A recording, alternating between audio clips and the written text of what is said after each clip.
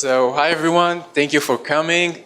I'm going to talk to you today about the challenges and the data science-based challenges in the field of transportation in general, and some of the solutions that we have for them as data scientists, and the efforts that my colleagues, some of them here, and I am trying to do in order to solve these challenges. So, you probably all know Waze, a social navigation app where we crowdsource users' data in order to shave some time off your daily commutes. And we have a data science department here at Waze, and we work on all kinds of data science problems. A lot of them are related to traffic in general, and transportation and navigation, and I wanted to start with showing you a simple example of an analysis we do on a daily basis on traffic. So it's actually a quiz, and this is based on real Waze data. It's the time it takes in minutes on average to cross a single kilometer inside a city, meaning the highest bar is the worst and the lowest is the best. So what do you think? Which is the worst and the best here? Oh, okay, I heard Amsterdam and London. I'm not sure which is best, but you are actually right. Amsterdam is best and London is worst. And if you take a look at where Tel Aviv is and you know that traffic in Tel Aviv isn't that great, then you can deduce for the other cities that you see there. So that's kind of nice. Now, when I got you all up and running with the quiz, we can start and go into some deeper insights and things that actually trying to solve transportation and not just monitor states. So let's start with the basic understanding that today transportation is changing. You probably all noticed that in recent years roads are getting busier, and we see the change in the state of mind of people that are really more inclined to share resources. And huge companies like Airbnb, Uber, and Lyft are great examples for how that works today. Now, in these changing cities, car ownership slowly makes less and less sense. And self-driving cars are just around the corner, with Waymo being an alphabet company, so probably available to us, being a major player in this industry and be ready kind of soon.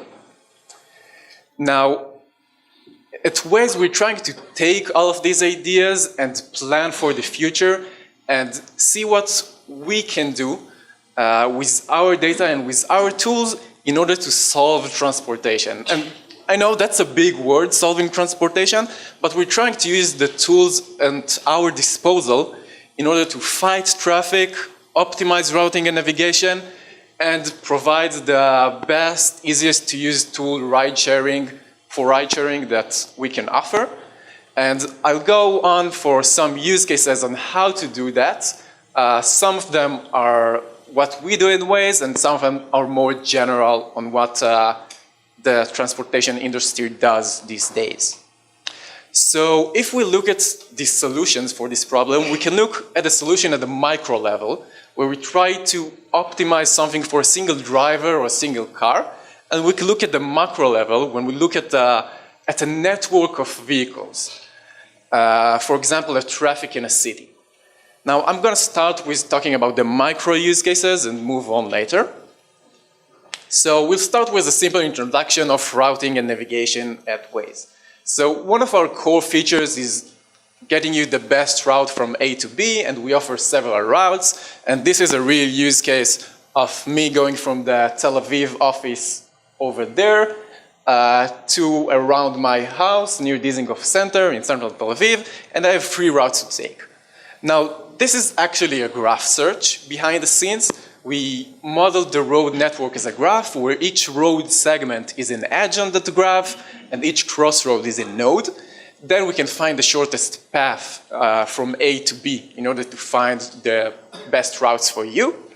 And in a bit more details, this is actually a weighted graph search where the weights in this graph are the predicted ETA, meaning how much time we think it's going to take you to cross that piece of road.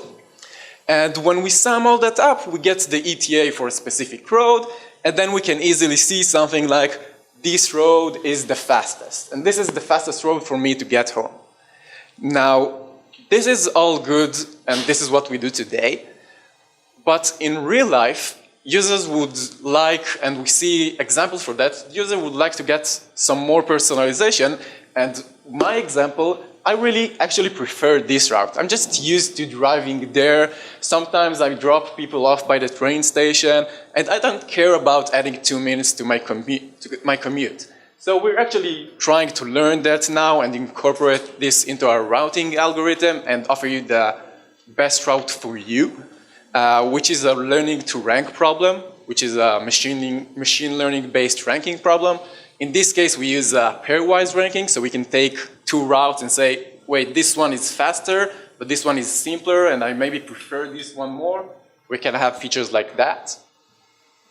Now, going back to ETA, Waze takes pride in knowing the real-time traffic condition on the road.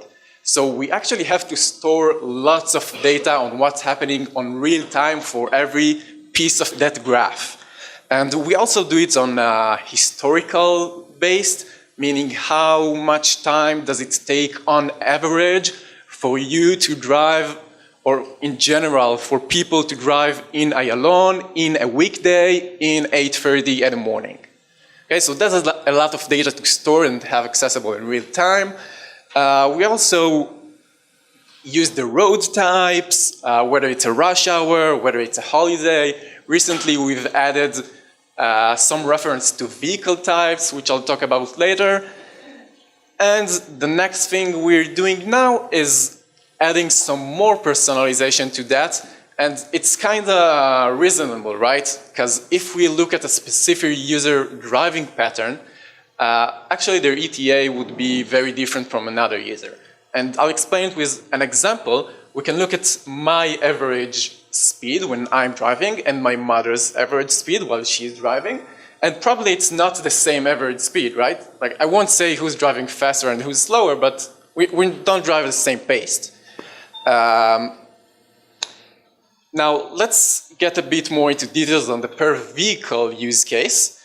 And as I said, we use lots of data that we store for real time and for historic averages, for inference in real time in order to compute the best route and the ETA for you.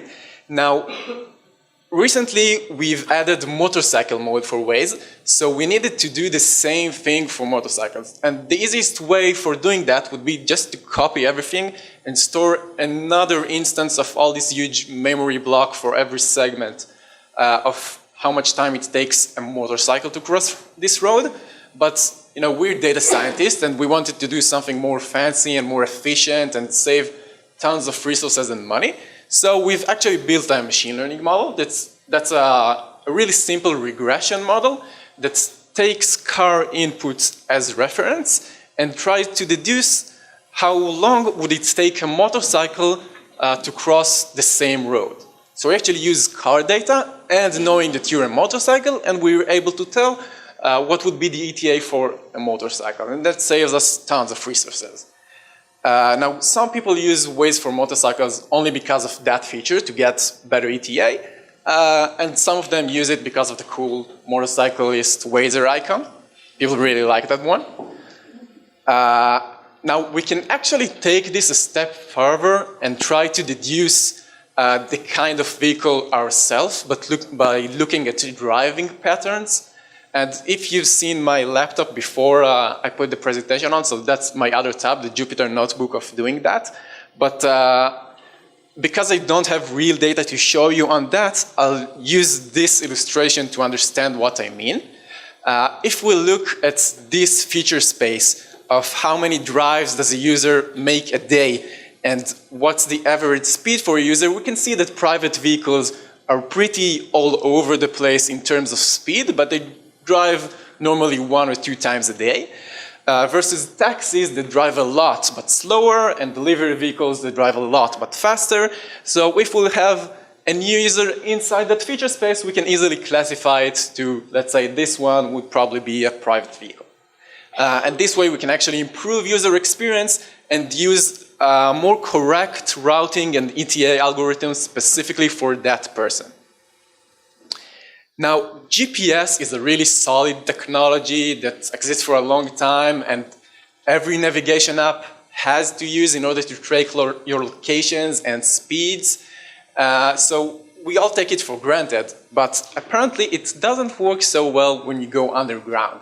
And it doesn't seem like a real problem for us in Tel Aviv and in Israel, but if you would have been driving in Boston, where there's a whole network of tunnels underground with forks and roundabouts and turns, and you're new there and you have no idea where to go and you have no reception, then it's a huge problem. And we're actually working and actually solved that already for Boston using something we call Waze beacons, which uses the low energy Bluetooth devices, which our partners, in this case the city of Boston, puts all over the tunnels. And our app knows to track you by the wavelength that you see from these beacons. So there are actually some patents for Waze on that. Now let's move on to the macro level when we look at a whole network of vehicles, which is like a lot more challenging and more interesting to me, I think. So as we said before, we really take pride in keeping up to date with real-time conditions, and we do that by letting you guys report stuff like accidents, police cars, roadblocks, and use that information in real time and explain it for other users.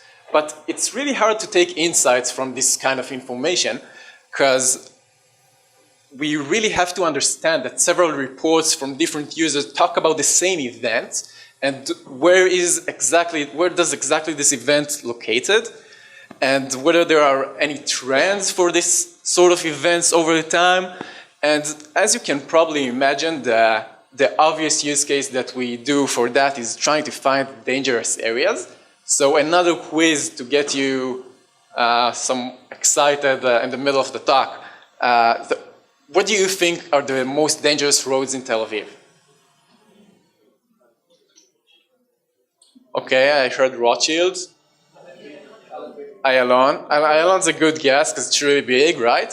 So we actually look at at really small segments, and if I say Ayalon, I'm going to point to a specific direction, a specific point which is dangerous in Ayalon, and that's actually correct. Ayalon's like the top one. Ayalon south and north on two different locations entirely, and I actually looked at that on the map, and I've seen that the intersection in Derech Namir is actually the intersection with Rokach, so you can actually sum that both up, and they become pretty high.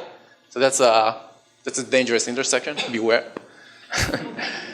Now, this looks something like that, right? We have all these yellow dots of different reports that people do, and we use a clustering algorithm in order to find that they're all are talking about the same accident. And later on, we can even look at these accidents over time and say that this intersection is really dangerous. Over 3 months. It has 30 accidents, which is freakishly huge for Israel. It's the intersection near the Ben Gurion airport. So yeah, be careful when you drive abroad. And notice here that this clustering algorithm is able to identify this is the same cluster, which is an arbitrarily complex geospatial shape. So in order to do that, we use a dbScan behind the scenes. It's a density-based clustering algorithm. And we really have to make that scalable because we use that worldwide.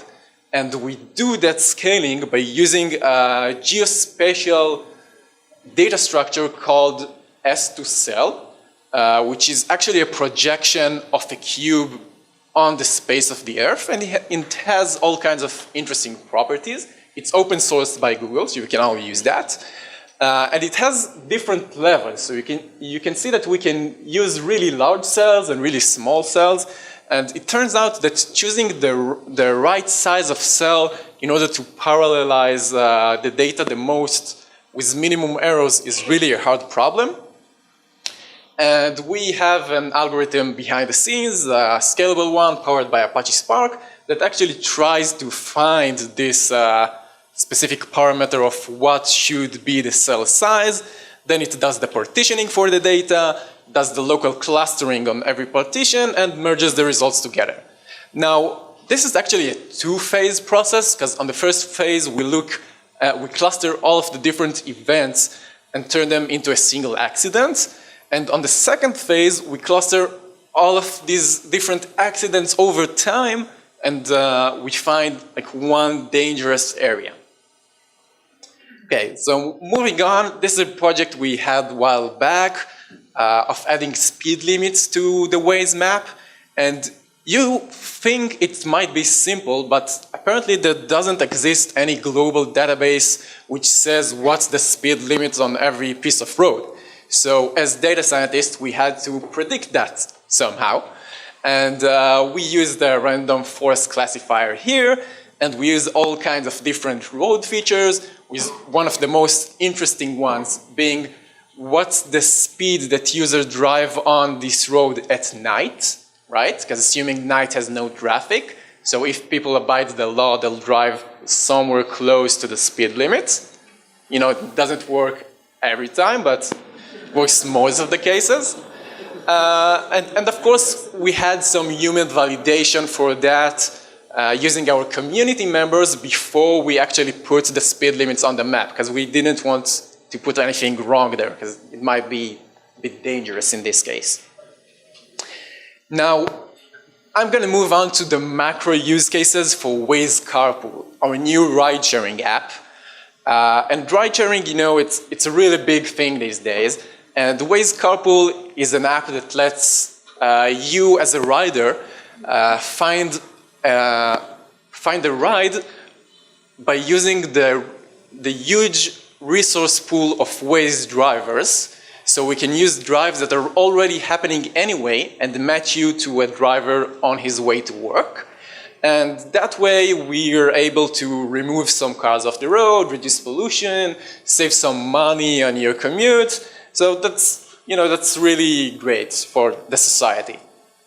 Now, the really straightforward case for data science in this kind of ride-sharing apps is matching. Because we need to match a rider and a driver, and people are really picky about who they let enter the car, right? So maybe if these people know each other from before, or they work in the same company, or it's you know, it's a minimum detour, then you'll be able to complete this ride, and we actually have a classifier on the probability of a completed ride. So that's how we do this matching.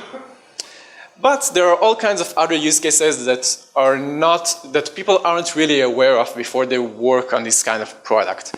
And one of them is experimenting.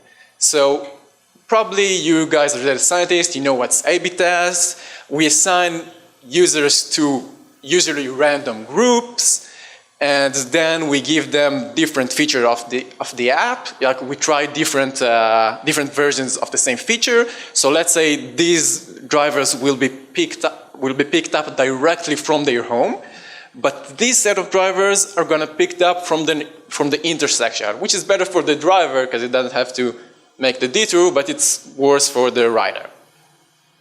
Now, ride-sharing is actually a collaborative network, right? We have this kind of bipartite graph here with riders on one side and drivers on the other. And if we use some random assignment, we risk spillover, which leads to inconsistent user experience. So this driver here, the one that you see here, maybe he can ride user A, give user A a ride, and then he'll pick him up from home. And user B, he'll pick him up from the intersection. And later we're gonna check if this driver stayed with us, if he liked the app, and we wouldn't know why, right? That's a spillover in this case. So there's a really good solution for that by the guys in Google Cloud, and they have an open source blog post about it. So they found a really nice solution for that. And that's actually using connected components algorithm to find these kinds of components that always work together on this graph. It's a graph algorithm. You can all use it on every graph that you like. And they have some more extensions to that, on doing some stratified sampling on that connected components, but that's the main idea. Now, when we talk about the future of ride sharing, we talk about vehicles as a resource, right? We have autonomous cars, and we have a fleet of cars, and when we want to pick users up, we actually need to optimize something. We need to pick up as many passengers as possible, have them wait the least time, and make the shortest detour for our cars in order to save some gas. Now, this is a really well-known problem that's called fleet distribution, and ride-hailing companies like Uber and Get and Lyft actually tackle this today, but it's really becomes more significant with autonomous cars that actually listen to what you say to them. And it's basically a problem of balancing supply and demand, where supply is your fleet and demand is users trying to get from A to B. So we can try and solve that using simulation, and we do use some sort of simulation at ways in order to improve our prediction algorithms, right? Because we record the drives that happened on a given day, then we were able to replay them, and once we replay them successfully, we can measure something like what's the global ETA score of our prediction algorithm, whether our prediction algorithm is accurate or not on the simulator and in real life. And if these two are similar to each other, then we have a good simulator. And once we have a good simulator, we can try and change the baseline, for example, our prediction algorithm, and then rerun the simulator and see if our prediction gets better or worse. So we actually use that thing, but it turns out from all kinds of literature, and people can testify on that, that using this kind of simulation to a problem where you control most of the resources is really tricky, and it turns chaotic really fast. Because if you change a bunch of cars, you really change the traffic in all of the surrounding area, and you really can't predict what's going to happen next. So there are other ways to solve that, with the most basic one being a reactive distribution. We just react to what happens in real time. Okay, so if there's demand building up somewhere, we'll just drive there. And there's something like more elaborate which Uber uses these days, which is called economic modeling, which we don't only balance our cars by what the demand is right now, but by what will be the predicted demand. And reinforcement learning, the new guy in town, which actually combines some of the above, which means looking at future reward, trying to optimize some future reward, and in order to optimize that, it will have to take into account predicted demand and other factors. So just to finish it up, I wanted to give you an example of how that looks like in real life. So this is my initial state here, and this is the map. This is my fleet of cars, and they're distributed based on the population, because this is an urban area with more people living in there, so it makes sense. Now I have some users starting to request rides, and it turns out that on the afternoon, demand starting to build up near the Google office, because everybody wants to get back home. And then we start adjusting our fleet. We move our cars closer to where we need to pick up our riders. And a few minutes later, the demand surge is over, all the requests are covered, we got everyone to where they wanted to go. Now, a non-learning case would be just turning the state back to normal, right? The population-based distribution again, the state that we've seen when we started. But if we actually learn something and we use some kind of reinforcement learning, then we'll be able to learn that there's always an afternoon surge in this area, and when the afternoon is coming, I need to expect that, and my fleet would be something like that, distributed a lot more towards where the surge is going. So this might be the normal for the afternoon, and this might be the normal at night where I have no data. So if I don't have data to do that, I can try just starting from the population-based distribution and running my algorithm, which will learn on time to go from this to that. Okay, so that's it for me. That was just a taste of the use cases in transportation, and there are a lot more which I couldn't cover in 30 minutes.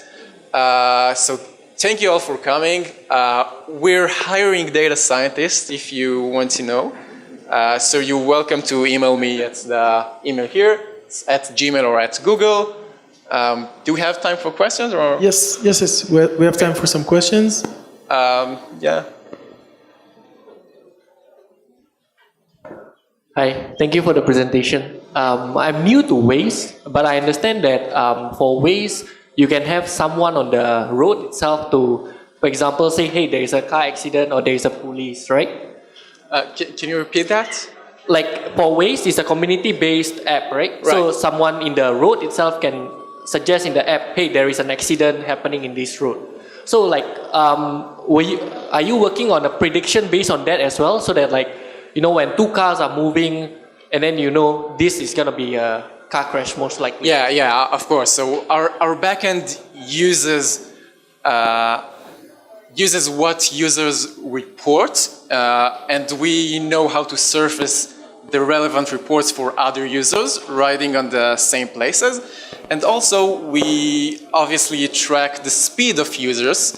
So even if you don't report, but you ride on this route and we can see how long it takes you on average rider, then we can use this insight for other people driving there later. Yeah, that's possible, and there's actually a company in Silicon Valley doing exactly that. So we can talk about it later. Any more questions? Also, I'll be like, you're welcome to go for lunch, and I'll be staying here later for questions. So thanks for the talk. My question is like on macro level. For example, if you there are like a few routes possible, and you send all the drivers to this route, is there a chance that you should separate them? Half of them put to one room, and another one half to the other route. So it's on average going to be more effective. Yes, technically it's a possible situation. And it's really hard to prove and it's really hard to improve, but you can look at that problem really similarly. I would look at it as a macro problem actually, and I will look at it really similarly to the fleet distribution problem, where we need to balance the distribution of cars. And there are really simple ways for solving that and really hard ways or more complex to solving that. And if you like to, I can talk to you more about that specific use case and how it's possible to be solved later on. Yeah, so right here. So how do you handle the fact that once you send someone en route, you actually affect the outcome of your prediction? So if you take it to the extreme, if you send everyone to one route, there'll be a traffic jam, and then what you predicted is wrong. Very good question. Really similar to the question we heard right now. That you're right. It does happen, and there are some ways of solving that. Some complex and some not. And let's say that if we don't touch the system right now, so it's going to be something like the use case that we've seen before, because demand is building up, and the demand is there's a traffic jam building up. And once we're able to detect it, and we are working on faster detection, like detecting trends, detecting that traffic is building up and not already there. So if we'll know that traffic is gonna build up somewhere, we can change that, and we are working on that in order to solve this specific problem. But if you want to know exactly how, then I can tell you later on the specifics and the algorithms. But it's a really interesting problem, and it's really challenging. Question. What is the computational complexity of this fleet distribution? It should be much more complex than just planning a single route, one by one. You are like optimizing the traffic on the scale of a city, which is much, much more complex. Right. So Right Is it now, solvable? So as we said, right now we don't optimize on the scale of a city. We optimize for a specific driver. Every driver that... Even like, with the fleet distribution? no, okay, so a fleet I'm distribution... asking about fleet distribution. It's like yeah, so fleet distribution is a problem that we don't have right now because we don't have autonomous vehicles, we don't have a huge fleet, we don't really control the entire traffic. It's more like a problem we'll have in the future and a problem ride-hailing companies drive today, like Uber and the Uber fleet. But it's really Uber a lot optimizes for a single driver. If you are talking about car sharing with the autonomous cars, we need citywide. Right. So right now we only optimize for a single car, and we're working on what would be the effect and how to optimize for larger scales. Okay, last question. Thank you. Does the Ministry of Transport use your ideas or your analysis? Yes.